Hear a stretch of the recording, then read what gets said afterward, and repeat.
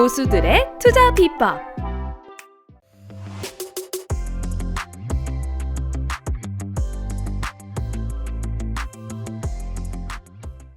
네, 안녕하세요. 저 진성 이종훈입니다. 야간 특강 시작하겠습니다. 자, 오늘 2022년 잭팟을 터트릴 섹터 테마, 자 3강 시작합니다. 1강에서는 수소와 관련된 교육을 했었고요. 그 다음에 2강에서는 골프와 관련된 것들을 교육해 드렸습니다. 그리고 오늘 세 번째 편 우주항공편을 좀 준비를 해봤습니다. 이 우주항공편을 준비한 거는 5G 다음에 6G가 나오죠. 그래서 연결되어 있다. 그 다음에 얼마 전에 우리나라 정부에서 우주항공산업 관련해서 또 큰 그림도 내놨고, 그래서 아무래도 이제 2022년도에는 이쪽 섹터분이 많이 좀 그래도 상승 분위기를 많이 타지 않을까 그렇게 생각합니다. 그래서 우주항공은 예를 들어서 우리가 투자의 정점이라고 하면 그 투자의 정점이 우주입니다. 그 마지막 블루오션이라고도 하는데, 이 산업의 성장 방향에 대해서는 크게 이견이 없습니다. 그러니까 뭐 불가능했던 것들을 가능하게 사업들이 이제 현실화되고, 경제성이 없어 보였던 우주 개발이 비용 감소로 인해 가지고 점차 이제 수익성을 확보해 나가고 있는 상황이고요. 중요한 것은 모든 이제 성장 산업은 변곡점이 존재하기 마련인데, 2021년은 우주 산업에 있어 가지고 커다란 전환점의 시작으로 기록될 걸로 보여집니다. 그리고 뭐 현재 우주 산업은 일단은 초입 단계에 있다. 네, 종합 코스닥 칠판이 맞는 거 맞습니다. 제가 아무것도 안 올리고 있습니다. 초입 단계에 있고요. 이제는 서서히 방향성만 믿고 좀 기다리면 되지 않겠나, 이렇게 판단이 되어집니다. 자, 첫 번째 우주 산업을 눈여겨봐야 되는 첫 번째 이유는 민간 중심의 상업적 이제 우주 개발이 이제 본격화되기 시작합니다. 그냥 예전에는 우주를 뭐 탐험하고 탐구하고 뭐 알고 싶어서 뭐 어쩌고 저쩌고 그런 비즈니스가 다였다면, 지금은 돈을 벌 수 있는 영역으로 좀 바뀌어가고 있습니다. 예를 들어서 뭐 콜럼버스가 아프리카 신대륙을 발견할 때 조건이 있었습니다. 그 뭔지 아십니까? 그 콜럼버스가 신대륙 발견하러 가는데 뭔 쇼부를 쳤을 거 아니에요. 야, 너 신대륙 발견해 와라. 그럼 내가 너한테 뭐 해줄게. 근데 그 조건이 뭐였냐면, 그 대륙에서 나오는 모든 보물의 10분의 1을 주겠다고 계약을 했었습니다. 보물이죠, 보물. 금과 보물이죠.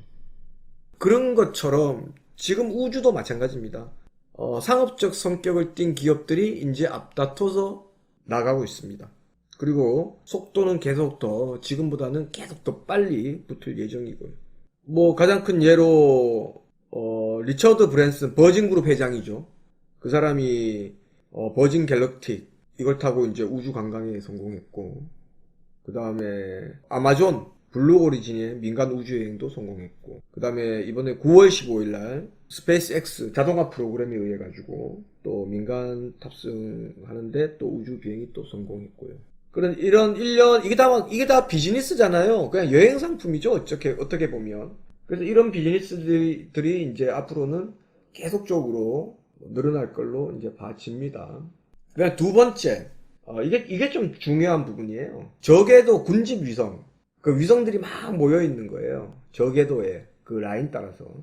거기에 군집해 있는 저궤도 위성을 통한 위성 통신 서비스가 본격적으로 시작될 것이다. 자, 5G는 기지국으로 하는 거잖아요. 근데 6G는 그 기지국으로는 안 됩니다, 또.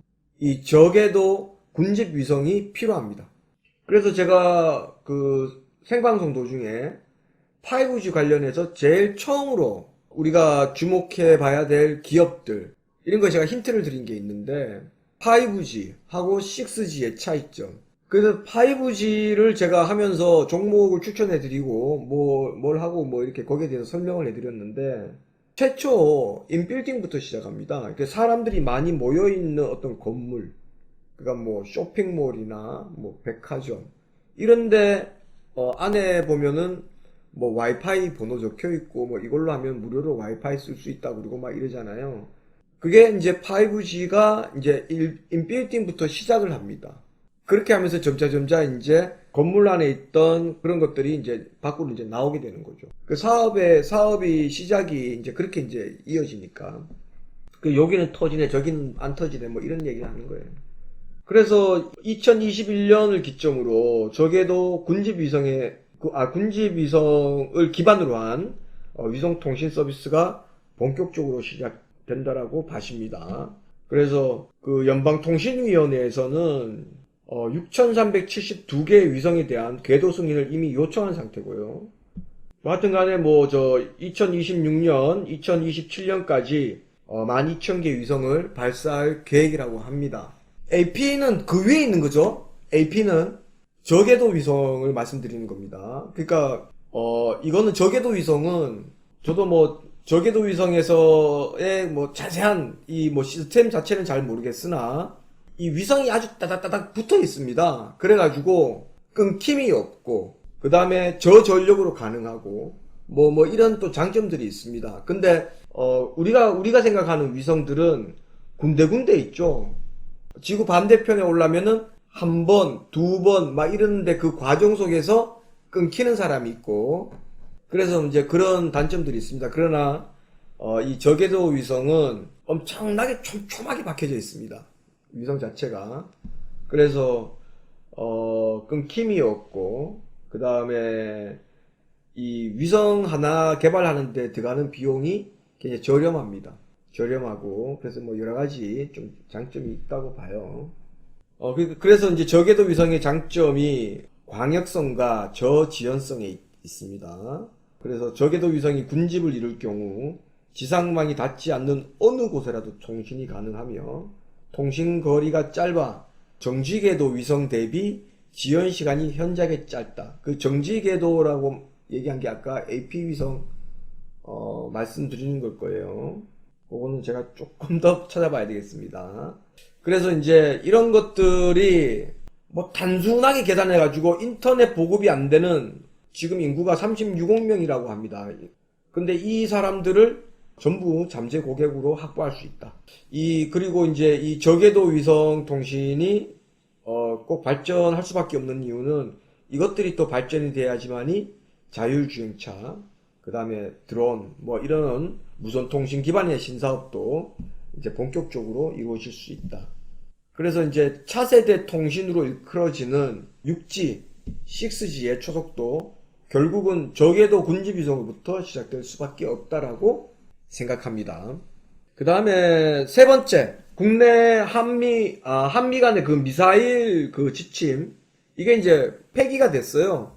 완전 폐지가 됐습니다. 그래서 우리나라는 얼마나 멀리 날리더라도 아무 관계가 없어요. 그래서 우리나라가 미국의 승인을 받지 않고 우주에 미사일을 쏘는 게 이제 가능해졌고, 그리고 얼마 전에 누리호 발사로 이제 그 시작을 하게 됐죠. 그래서 이제 우리나라도 이제 계속 국내에서도 어떤 그 미사일 개발에 대한 제약 요인으로부터 완전히 그냥 자유로워지면서부터 우주 개발에 대한 환경이 아주 좋은 쪽으로 많이 바뀐 거죠. 제한되어 있던 발사가 해상이나 공중 영역이 이렇게 여러 군데나 확대가 되면서 이제 우리가 하고 싶은 대로 이제 할 수 있는 이제 그런 단계까지 왔다 이렇게 보고요. 이런 것들이 메타버스, NFT, 가상화폐, 그 다음에 5G, 그 다음에 우주, 항공, 이 모든 것들이 다 그 밑에 베이스에는 반도체라는 것이 깔려 있고, 그 위로 한 단계씩 가면서 이제 우리가 세부적인 섹터 안에서 좋은 종목들을 찾아내고, 이제 그렇게 되는 거죠. 그래서 제가 지금 교육을 하고 있는 것들은 계속 우리가 주식을 하는 사람 입장에서는 계속 연결되는 어떤 그런 섹터군이라고 보시면 됩니다. 미리 우리가 반도체 주식만 계속 오를 수는 없잖아요. 돈의 흐름이 있죠. 저번 주에 완전 롤러코스터를 탔죠. 하루는 진단키트, 하루는 화학주, 이틀을 못 갑니다. 간다고 잡았던 사람들은 다 물리는 거죠. 돈의 흐름이 굉장히 빠릅니다. 이럴 때일수록 마음 꼭 잡고 그렇게 이제 투자를 하셔야 되고, 이제 그거에 앞서서 우리가 큼지막한 섹터군들, 그 다음에 진짜 꼭 가야 될 만한 그런 섹터군들에 관해서 계속 공부하고 연구하고 미리 대비해야 된다. 그 21년을 기점으로 민간 주도의 뉴스페이스 가속화, 해외양 공급 장가와 국산화 수혜가 가능한 기업에 주목해야 됩니다. 이 얘기는 뭐 당연한 얘기긴 하겠지만, 이제 보통 우리가 이제 우리 국내에 있는 업체들 보통 보면은, GPS 관련된 업체들, 그 다음에 위성 영상 데이터 분석하는 업체들, 그 다음에 뭐 미국 같은 경우에는 우주 광물 탐사 하는 업체들, 뭐 이런 그 소프트웨어적인 부분과 하드웨어적인 부분을 잘 활용하는 그런 업체들, 우리가 좀 주목해서 봐야 되겠고요. 뭐 우리나라가 뭐 워낙에 그 기술적인 부분에서는 뛰어나기 때문에 앞으로 이쪽의 종목 섹터군은 제가 특별히 뭐 여러분들을 위해서가 아니라 제 자신을 위해서라도 특별히 좀 관심 있게 보고 유심히 좀 관찰할 생각입니다. 자, 일단은 여기까지 일단은 우주 항공 관련된 섹터는 여기까지 그냥 간단하게 우주 항공을 왜 지금부터 좀 공부를 하기 시작해야 되고 우리가 이 부분에 대해서 조금 더 유심히 지켜봐야 되는지 그냥 간단하게 하고, 물론 제 자료에는 뭐 어떤 회사가 뭐 어떻게 무슨 뭘 했다 뭐 이런 것도 많은데 뭐 그런 거 뭐 일일이 다 말씀드리면 모르는 단어도 너무 많고, 당장 그 사업이 지금 또 뭐 과거잖아요. 과거 지나간 거에 대해서 그냥 브리핑 하는 것밖에 안 되니까 간단하게 수소 관련된 것과 골프 관련된 것, 그 다음에 우주항공 22년도에는 꼭 눈여겨봐야 된다, 이런 말씀 드립니다.